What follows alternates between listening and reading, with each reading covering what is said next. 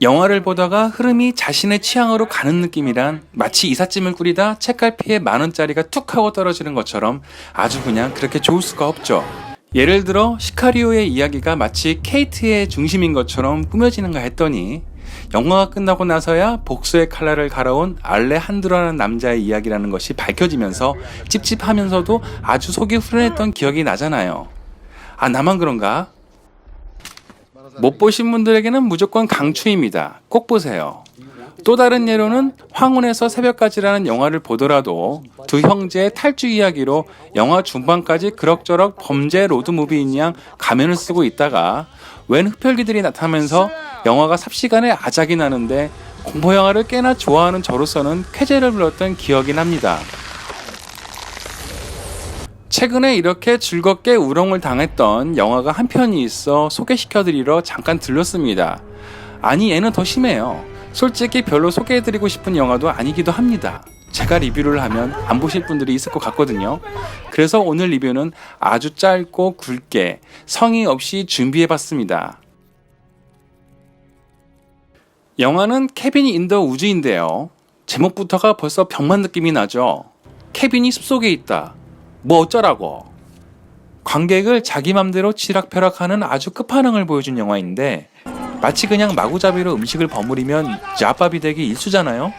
반대로 이 영화는 좋은 음식들을 한 테이블로 맛볼 수 있는 코스 요리를 방불케 합니다. 보세요. 벌써부터 포스터가 베베 꼬였잖아요. 뭐 별로 보고 싶게 만드는 포스터도 아니에요.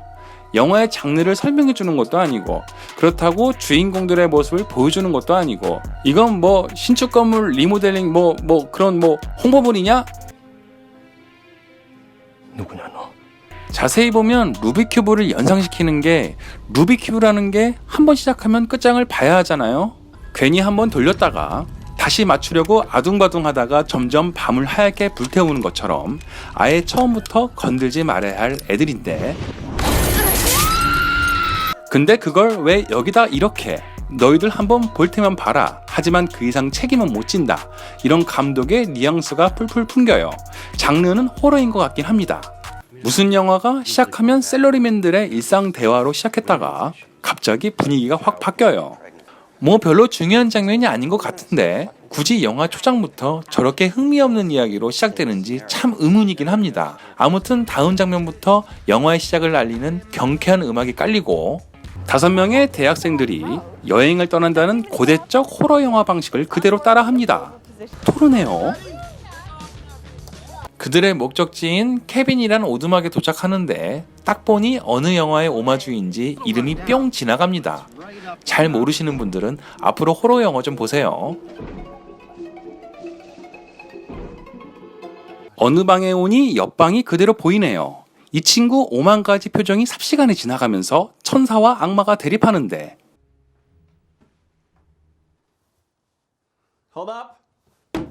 이런 이 집이 보통 집이 아니라는 것을 보여주죠.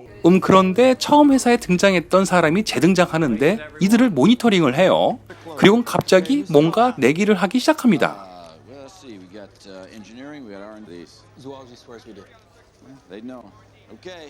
진실 게임을 하던 대학생들 갑자기 지하실 문이 열리면서 깜짝 놀라게 되는데 이윽고 다들 지하실로 내려가기 시작하죠.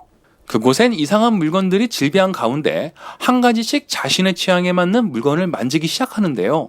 알 수 없는 힘에 이끌리듯 점점 다가갑니다. 주인 없는 물건은 아무거나 만지는 거 아니다 얘들아.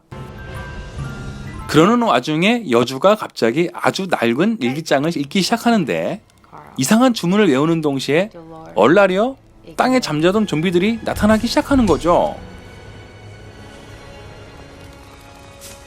이러는 와중에 갑자기 이 사람들은 뭔가에 매우 실망을 하거나 환호를 하는데 칠판을 자세히 보니 갖은 호러 영화의 크리처들이 적혀 있어요.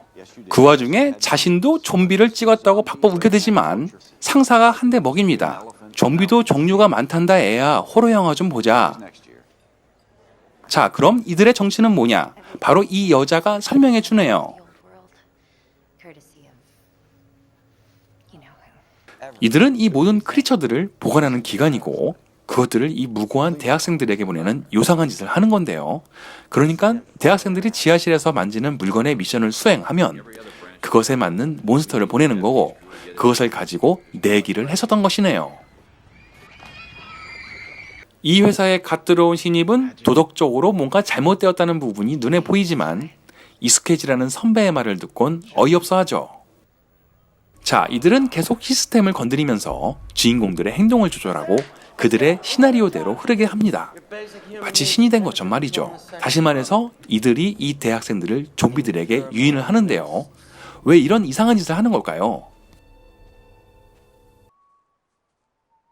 그건 말해줄 수 없죠. 이런 괜찮은 영화는 직접 보시라 하고 싶습니다. 그렇게 무섭지도 않아요.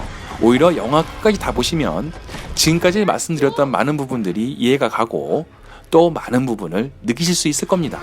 아무래도 영화가 이렇게 감독 마음대로 지멋대로 만들었다 보니 호불호가 정말 극렬하게 갈릴 것 같은데요. 뭐 영화의 재미를 넘어서 이 영화는 분명히 우리에게 뭔가를 던지기는 합니다. 실상 기가 막히고 코가 막히는 시나리오가 그럴듯하게 보이는 이유는 뭔가 우리에게 말해주는 것이 있기 때문이죠. 자신들이 무슨 짓을 저지르는지 모른 채 그냥 익숙해져야 한다는 생각으로 행동을 하고 그것에 무고한 희생을 당하는 경우가 많잖아요. 우리는 그것을 역사적으로 계속 겪어오지만 똑같은 실수를 반복하죠. 우리가 하는 행동들이 너무나 익숙해져서 뭘 잘못하고 있는 것은 아닌지 매번 확인하고 짚고 넘어가야 하는데 말이죠. 그래서 감독이 이런 영화를 만든 거냐? 아무튼 저는 이만 물러갑니다. 정말 할 일이 없고 무료하시고 아무거나 하고 싶을 때 저 공포의 리뷰가 생각나 케빈 인 더 우즈 한번 봐주시면 바랄 게 없겠습니다. 좋은 주말 되세요.